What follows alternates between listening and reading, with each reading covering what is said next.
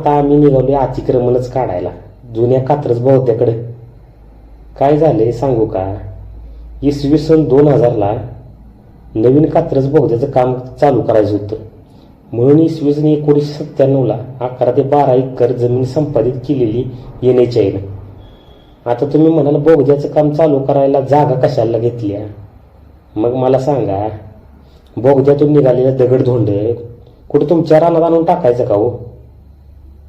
तेच दगडधोंड टाकण्यासाठी एवढी जागा घेतलेली.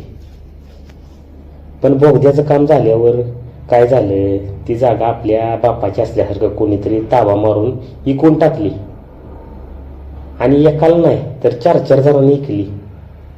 त्यावर त्यांनी इंडस्ट्रियल स्टेट मारलं आणि केला की आपला कामधंदा चालू. त्याचाच इस्कूट करायला आम्ही तिथं चालूया. समधी हत्यारं बोलावलेली, JCB, क्रेन, पेट्रोलिंग आणि ॲम्ब्युलन्स बी होतीच की. मग काय चालू केला की इस्कूट करायला. NHA PMRDAने एकत्र येऊन कारवाई केलेली. मग काय जाळून धूर संकटच की.